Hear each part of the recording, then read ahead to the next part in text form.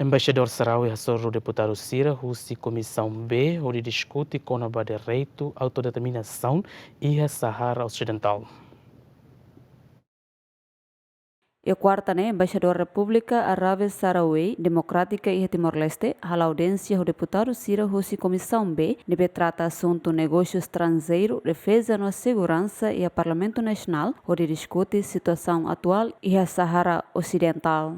Foi encontro e entrevista diplomata ne hateten e encontro ne atu apresenta ba deputado sira com a desenvolvimento icos e a território Sahara. Liu foi aprovação resolução do Conselho de Segurança Nações Unidas e a loron tolunulu recém ida fula outubro tina rihonrua ronulu recém lima.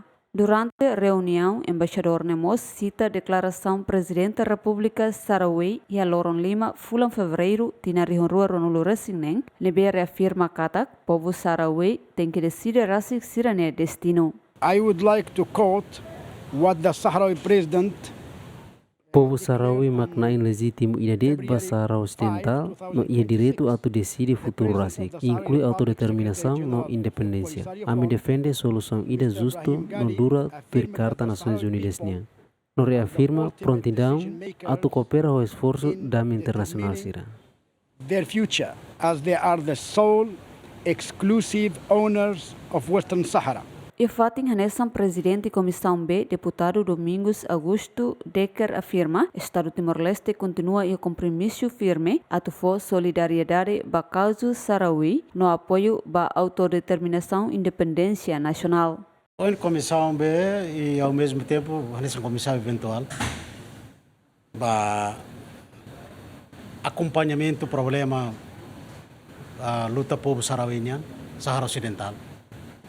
A Komisaun B realiza audiência pública do senhor Embaixador Sahara Osidentál em Timor-Leste. Nini objetivo makatu rona informação ruma com o processo luta povo saaraoui durante a nene e no nosso ponto de situação atual balão de maka Timor-Leste ne parte lili comissão eventual nebe integra a Komisaun B nilaran atu hatene.